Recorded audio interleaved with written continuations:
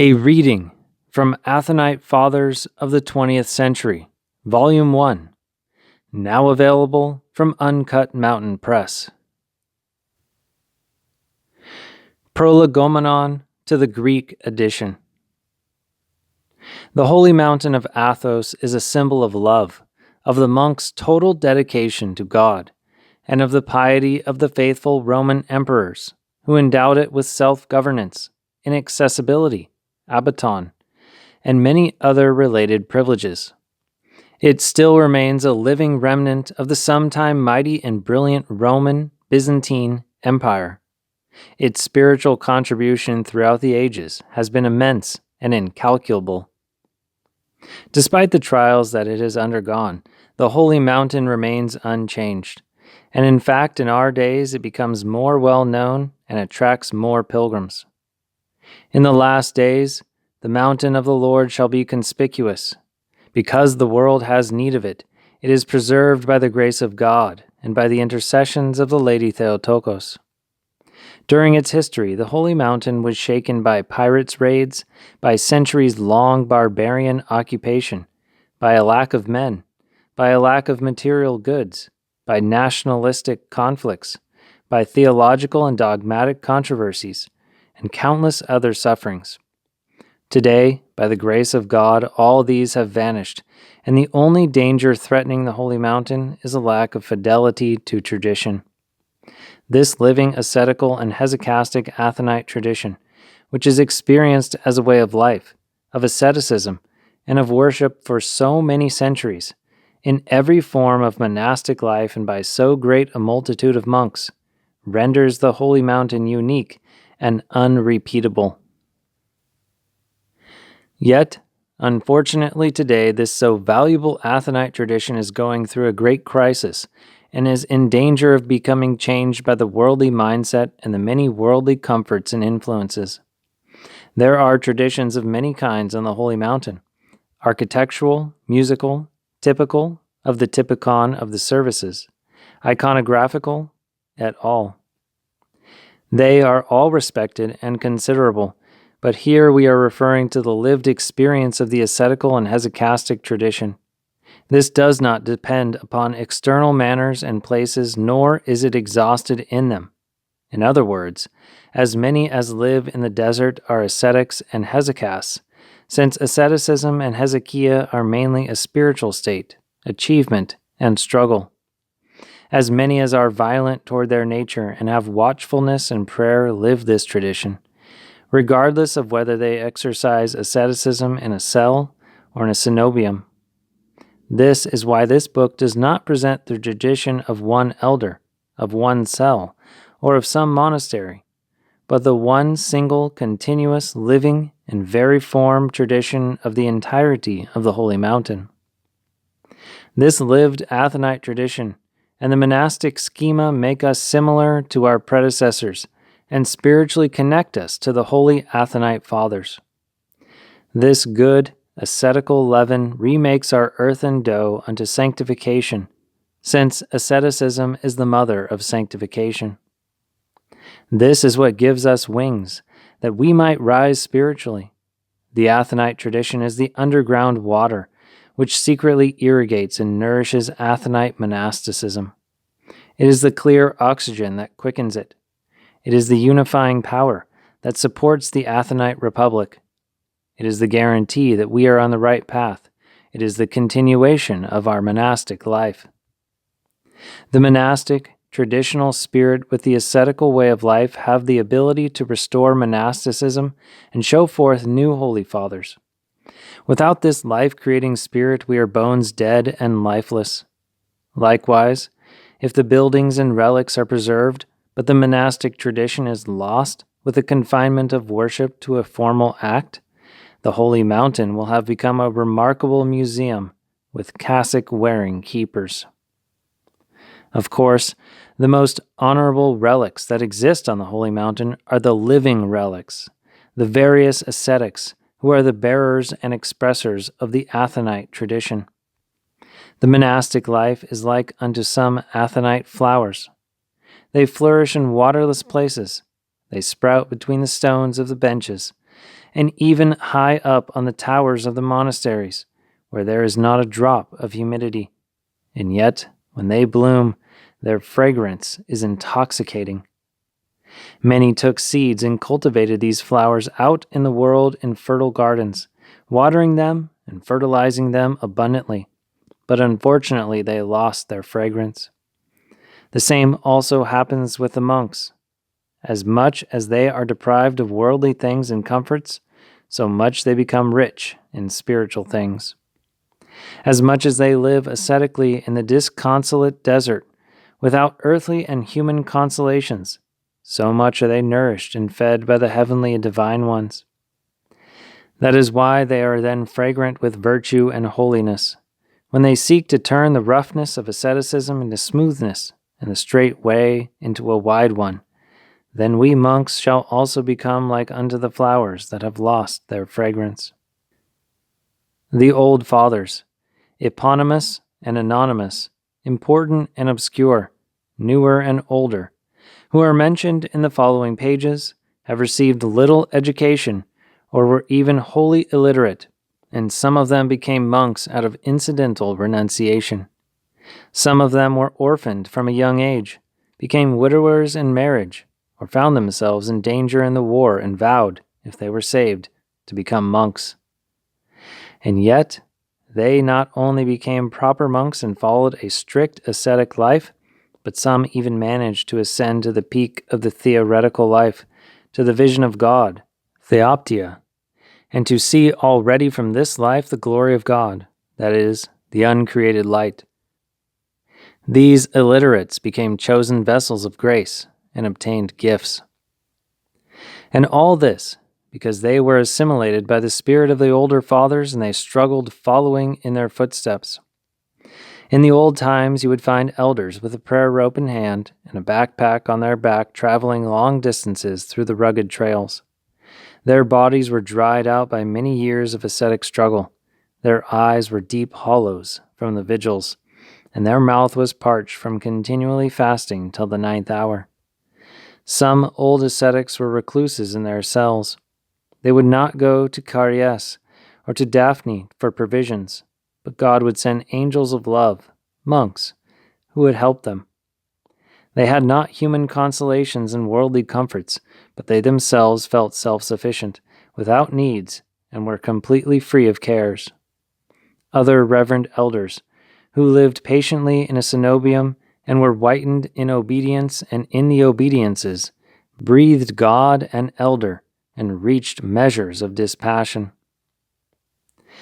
Many old ascetics, dry from asceticism, concealed within them spirit and life. Externally, they were unwashed with old, filthy, and torn robes, but in this unkempt vessel they were hiding the precious treasures, the divine grace, which they acquired by so great contests and day and nightly struggles. They were strangers to the world, but familiars of God. They were ignorant of worldly developments, but knew well the way that leadeth unto life everlasting.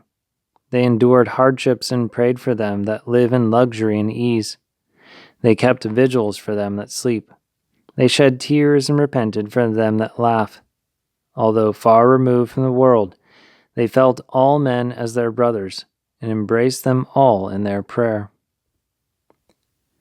The old fathers had simplicity in their way of life, but also in their character. They did not consider themselves spiritual. They had knowledge of their weaknesses and lived in repentance. They wished to each other a good repentance and a good end. You cannot easily find these sanctified elders which exist up to this day, because they know how to hide themselves artfully. But even if you were to meet them, you must have spiritual sensors to be able to recognize them and to communicate with them. Many fathers did not reveal their experiences nor their godly wise teaching. They took with themselves as a mystical offering to the Lord who sets the contests. Others, however, wishing to help younger monks, would give advice or reveal some of their experiences, while other things were allowed by God's economia to be perceived by a third person. These known achievements of theirs became occasions for ascetic struggles for the youngers, tangible examples of the presence of God and refutation of those who delegate them to the past. Each generation has its own God-pleasing present, which then becomes past. Thorns and weeds have never been absent from the garden of the Panagia, but in older times there were many virtuous struggles in the cenobia, in the desert, and even in the idiorhythmic monasteries. Thus, there was good encouragement for spiritual things. Discussions were always about miracles, ascetic feats, and salvation. The holy mountain at that time was far from the world, more hesychastic, more secret, quieter, more ascetical. The old Athenites especially had more respect for tradition, for the principles, and for the institutions. They respectfully kept whatever they received from their predecessors. They had great reverence for the Panagia and trust in her providence. They were patient in illnesses, in temptations, and in trials, and they would not forget the purpose of their renunciation, the salvation of their soul. They were real pilgrims. Their life was woven together with labor. They were deprived of material goods and avoided comfort. They had simplicity and not rationalism, experiences and not barren knowledge. They had a monk's ethos. So from these men that do violence to their nature and desire the kingdom of the heavens, by coming to know their persistent and variform ascetic struggles, their watchful, neptic ascents, their simple and unadulterated ethos, and their total giving of themselves to God, we too can receive incorruptible fire, that our zeal may be ignited unto struggles and prayer. It is our honor that the grace of God has enrolled us in the monastic order and that we belong to the great Athenite family. It is our debt and duty to respect the Athenite monastic tradition, to follow in the footsteps of the older fathers, to attempt to live as they lived, and to do their deeds. All the things that are mentioned in this present book are deeds, ascetical feats or falls, and practical teaching of Athenites. They are written down so as to move us to repentance and imitation of their ascetical way of life, or to make us cautious by their stumblings. Morphologically, this book has been divided into the following parts. A. Synaxaria, Lives of the Saints. We refer to the lives, the ascetical achievements, the divine assistance, and the teaching of elders about whom enough material has been found for the composition of a summary Synaxarion. B. Incidents. This unit records miracles, appearances of saints or demons, falls of delusions of some monks with the purpose of instruction. The names of those deluded are intentionally omitted. C. Apophthegms, sayings. We mention elders in alphabetical order with brief instruction and ascetic struggles in a condensed apophthegmatic form. Many of them are well known, while some of them have books written about them. But all apophthegms herein mentioned are unknown and unpublished. The apophthegms are short but very potent, because they come from the practice and struggles of Athenites and express the old spirit. Perhaps in some of these apophthegms there might appear to be some contradiction. For example, one recommends saying the Jesus prayer during services, while another recommends paying attention to the hymns. The fathers speak simply, from their own experience, how they themselves were helped, and not dogmatically. D. Sayings and narrations of Elder Paisius. Elder Paisius narrates concerning some old monks whom he came to know and mentions various incidents. He himself speaks generally about the spiritual life, and especially the monastic life, expressing various counsels and apophthegms. Intensely evident is his respect for the Athenite tradition and his interest in its continuation, while his observations and counsels constitute useful aids for our monastic struggle. Because of the extensiveness of the material, it is a separate unit. E. The spirit of the old Athenites. This can be seen in the other parts of this book as well, but in the 5th section it is emphasized through the various narrations of the Fathers. Thus, the difference of the spirit and way of life of the old Athonites from those of us moderns can be discerned. It is natural for the general arrogance and corruption of our age also to influence the contemporary monks who are its children. With the lack of men on the Holy Mountain before the millennial celebration, a gap was created and the tradition was weakened. The Panagia arranged so that new living material arrived. Perhaps, however, the old spirit was not sufficiently assimilated. For this cause we see spiritual deficiencies. Perhaps our judgments today should be more clement. Maybe, in the eyes of God, the little that the young monks do counts as much. Yet it is indisputable that in the old days there were many virtuous, hallowed elders who kept monasticism and had a monk's mindset. Their ascetical struggles and their supernatural experiences evoke wonder. The views of reposed fathers are given with their names, while those of living fathers, anonymously. Nevertheless, all of them speak with respect and nostalgia for the old, authentic Athenite spirit. Here, some explanations are in order. While we do mention well-known fathers, we do not mention things published by others, as far as we are able to know.